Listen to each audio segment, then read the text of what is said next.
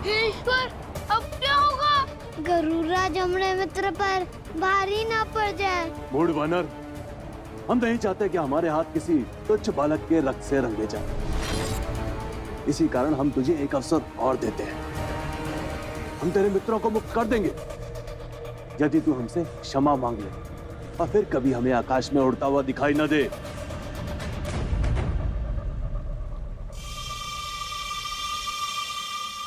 पक्षीराज, जिस उड़ने की इच्छा को आप अपराध मानकर हमें दंड देना चाहते हैं, उस विद्या को अधिक परीक्षण असफलता से प्राप्त किया है।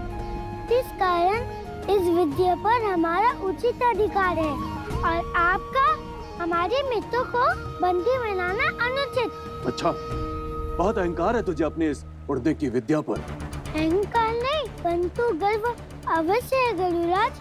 तो ठीक है, हो जाए एक परीक्षा हम दोनों की गति की।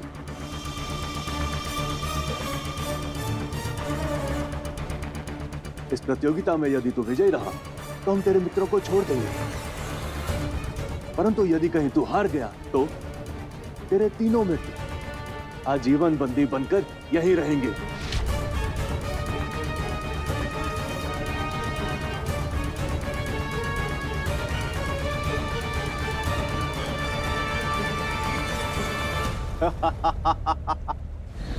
कहाँ गया तेरा वो गर्व, तेरा वो आत्मविश्वास, वो विद्या? हमका स्वीकार है चुनौती।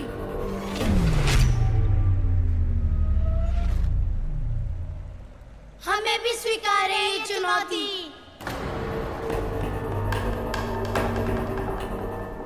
तेरे मित्र तो तुझसे अधिक साहसी हैं। बता, तेरा क्या उत्तर है? स्वीकार है।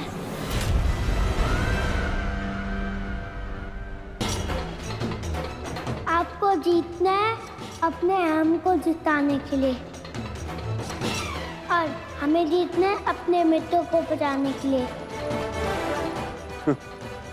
तो ठीक है, हम दोनों में से जो भी संपूर्ण पृथ्वी की 21 बार परिक्रमा करके पहले लौटेगा, वही इस प्रतिस्पर्धा का विजेता होगा। पृथ्वी की परिक्रमा, वो भी 21 बार। एक बार फिर विचार कर ले वानर, तू अब भी हार मानकर पीछे हट सकता है। बातों में समय व्यर्थ नहीं करते गरुड़राज, हमें घर भी लौटना है।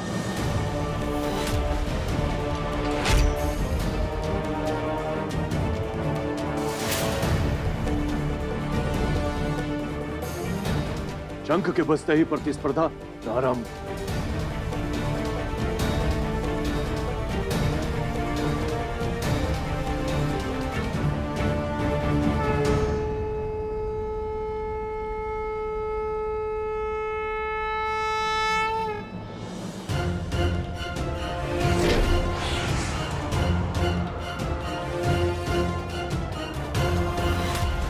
तुझे थोड़ी बढ़त दे रहे हैं बालक, ताकि हारने के पश्चात तू ये ना कह सके ये प्रतियोगिता न्यायपूर्ण नहीं थी।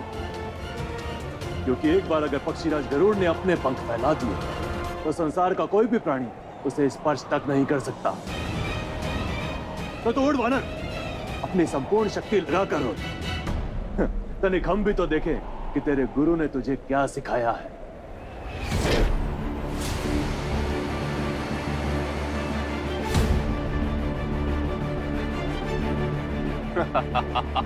विश्वास जो किया है तुमने अपने मित्र की बातों पर, मूर्खता कर दी।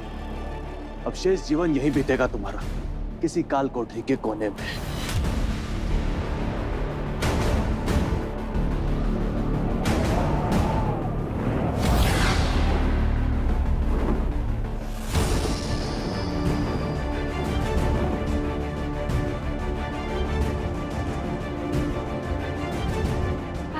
गरुड़ अभी तक नहीं दिख रहे। कदाचित उनकी गति इतनी भी नहीं है कि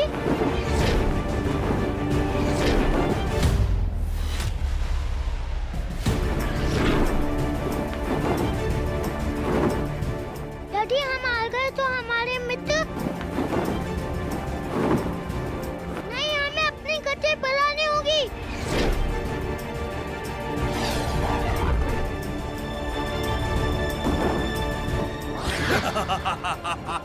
जितने भी प्रयास कर ले मूर्ख, ये स्पर्धा तो तू प्रारंभ होने से पूर्व ही हार चुका था।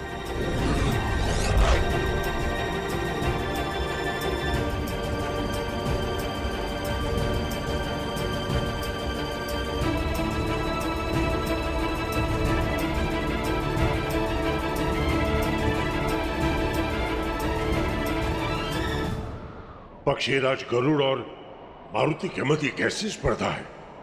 ये कोई खेल तो प्रतीत नहीं हो रहा। कहीं कोई कठिन समस्या तो नहीं?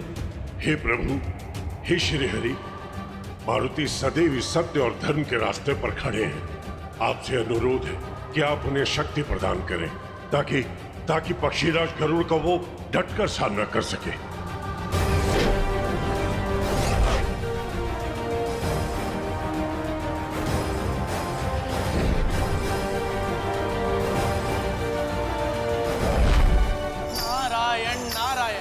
अद्भुत दृश्य है ये। एक और पक्षीराज गरुड़ तो दूसरी तरफ वानर बालक मारुति। पक्षीराज गरुड़ की गति तो सभी जानते हैं, परंतु मारुति भी कम नहीं। इस प्रतियोगिता का परिणाम क्या निकलता है, ये जानना अत्यंत रोचक होगा। नारायण नारायण।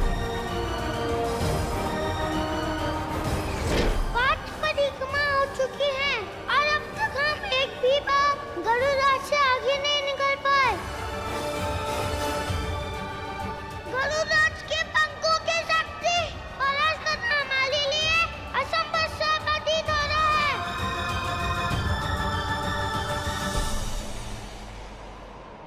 सारी शक्तियाँ हमारे अंतर्मन में ही तो होती है मारुति। इसीलिए बड़े बड़े साधु महात्मा जब तपस्या करने बैठते हैं ना, तो अपने नेत्र बंद कर लेते हैं, क्योंकि परमात्मा का वास हमारी अंतर आत्मा में होता है। इसी कारण जब भी स्वयं को संकट में पाओ तो अपने नेत्र बंद करके पवित्र मन से अपने भीतर बसे भगवान को स्मरण करो। वो तुम्हें संकट से बाहर निकलने का मार्ग अवश्य दिखाएंगे। अर्थात बापू श्री राम हमारे अंतर पर बसे हैं। अब हमें कोई नहीं हरा सकता। जय श्री राम।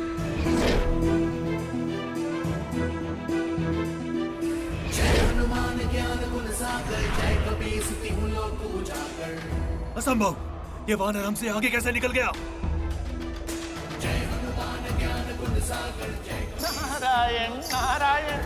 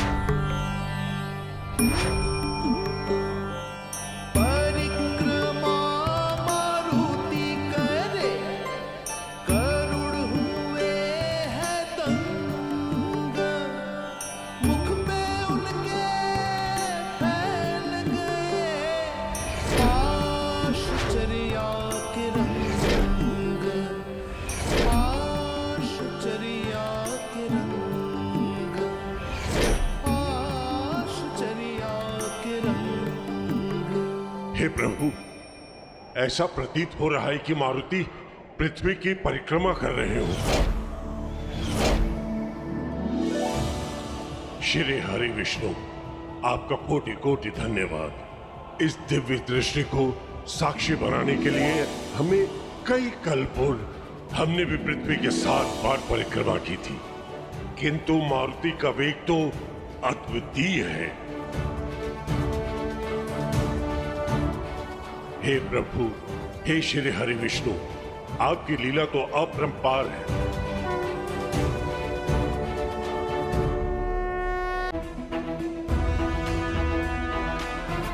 ये पक्षीराज गरुड़ कहाँ चले गए?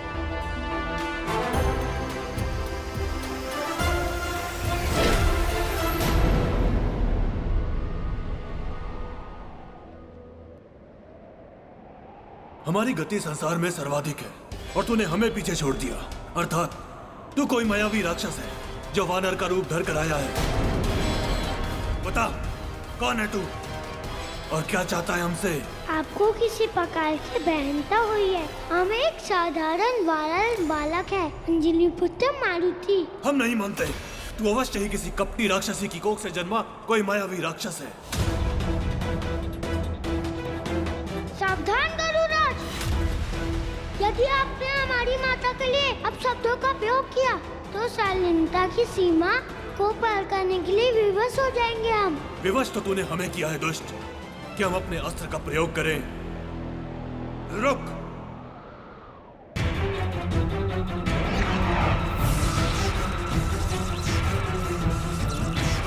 अब दिखेगा तेरा वास्तविक रूप मायावी बालक। गरुड़राज, हम आपका सम्मान करते हैं गरुड़राज। इस कारण हम आपसे युद्ध करना नहीं चाहते, केवल उन्हीं की प्रतियोगिता में हम जीतना चाहते हैं। प्रतियोगिता नहीं, अब लड़ाई होगी। प्रस्तुत हो जा। ऐसी दिव्य सत्ता से युद्ध करना उचित नहीं, परंतु हमें अपने मित्रों को मुक्त करना है। बिना युद्ध के उन्हें चुराने का एक ही उपाय है।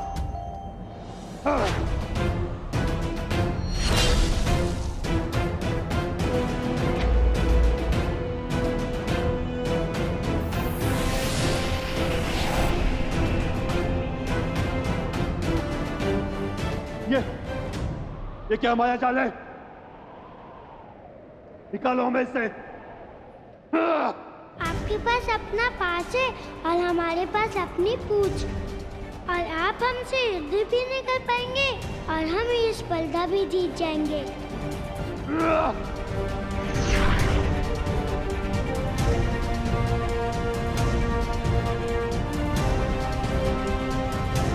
नारायण नारायण, हमें अपने नेत्रों पर विश्वास नहीं हो रहा। एक नन्हा सा वानर बालक पराक्रमी गरुड़राज को अपनी पूंछ में बांधकर अनायास ही पृथ्वी की परिक्रमा कर रहा है।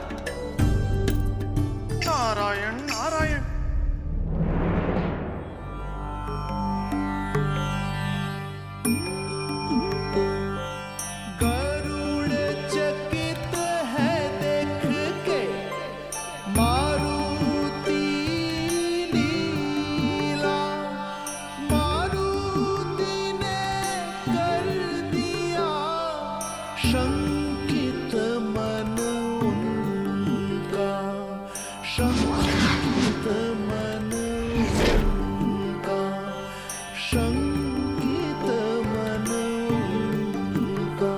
गरुड़राज को इस प्रकार लज्जित पराजित करने की क्षमता किसी राक्षस में नहीं। हे दिव्य सत्ता, कृपया अपना वास्तविक परिचय दीजिए। कौन है आप?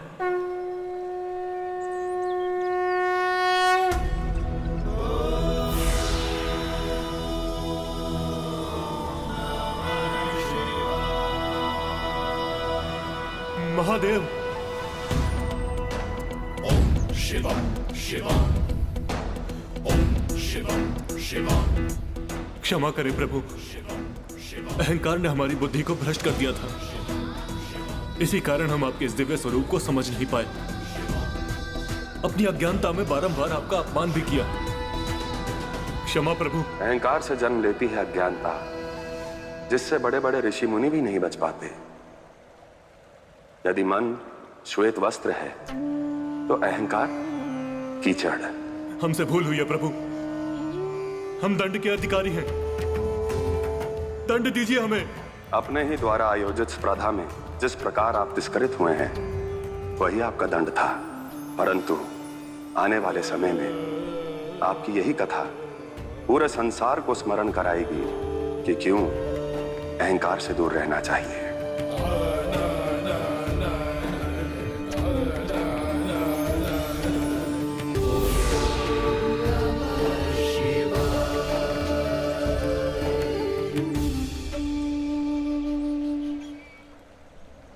क्षमा कीजिए गरुड़राज, आपको लज्जित करना हमारा अभिप्राय नहीं था। हम केवल अपने मित्रों को बचाना चाहते थे। आपके हाथों पराजित होकर हम धन्य हुए मारुति। नारायण नारायण। प्रणाम मुनिवर। गरुड़राज, आपके नेत्रों से बहते ये पवित्र अश्रु इस बात का संकेत है कि कोई बात है जो आपके हृदय को स्पर्श कर गई है। जी देवर्षि, इस स्पर्धा ने हमारे अहम को तोड़ा है। हम अपनी वास्तविक मनोस्थिति में लौट पाए हैं। हम यह भूल गए थे कि हम केवल एक सेवक हैं, कोई गंभीर राजा नहीं।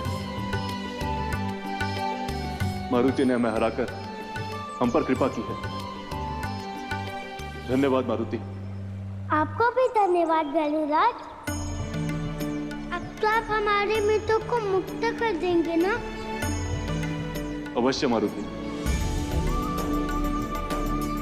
आपने भी तो हमें हमारे अहंकार के कारावास से मुक्त किया है। हमारी एक जिज्ञासा को शांत कर दीजिए। कौन है आपके गुरु? हमारे गुरु हमारे कुल गुरु भी हैं, पूज्य वायुदेव। वायुदेव?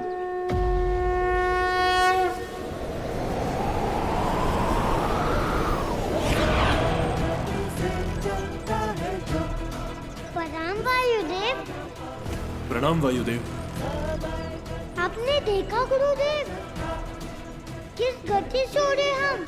आप सर्वव्यापी हैं मारुति। हमने आपकी उड़ान देखी। हमें गर्व है कि आप हमारे शिष्य हैं। धन्य है आप वायुदेव, और धन्य है आपके शिष्य मारुति, जिन्होंने आज यह सिद्ध कर दिया कि सारे संसार में उड़ने की कला में इनसे श्रेष्ठ कोई भी नहीं।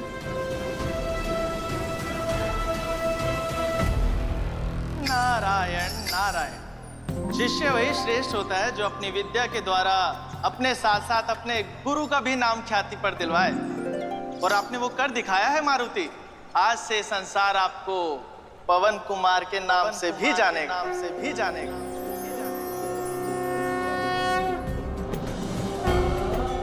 प्रणाम।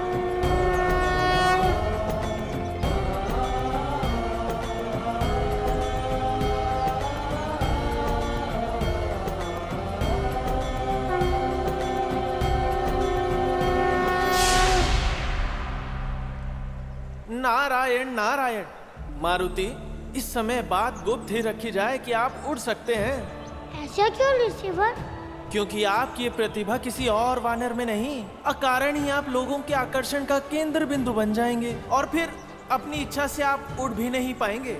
और उससे भी बड़ी बात यह है कि यदि आपकी माता को यह बात ज्ञात हो गई कि आप उड़ सकते हैं, तो वो अकारण ही आपकी रक्षा को लेकर चिंतित हो जाएंगी, और फिर हो सकता है कि वो आपके बाहर निकलने पर रोक लगा दें। आप उचित कह रहे हैं रिसीवर। हम यही प्रयास करेंगे कि ये बात किसी को नहीं पता चले। नारायण नारायण।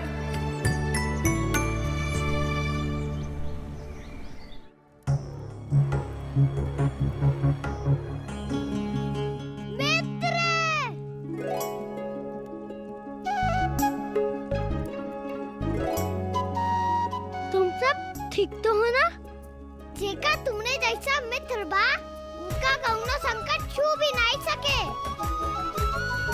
बोलो मुखिया मारुति की जय।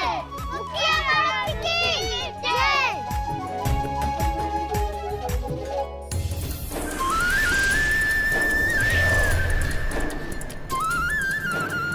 आज हमें अनुभव हुआ है कि सृष्टि कितनी विशाल और मनोरम है। ये ऊंचे पर्वत, खेतों में झूमते फसल, कलकल बहती नदियाँ, सब प्रभु श्री राम की महिमा है। ओ विशाल विवादक दीवार,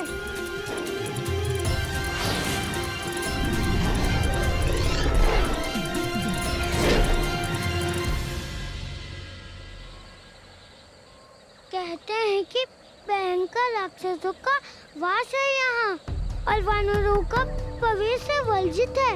लौट जाना ही उचित रहेगा।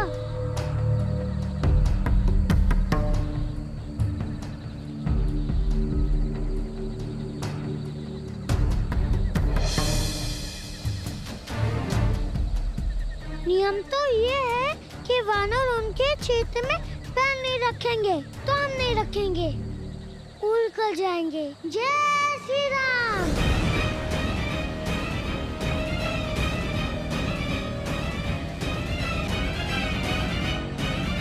इतना सुनसान, ऐसा लगता है कि यहाँ कोई जीव जंतु रहते ही नहीं।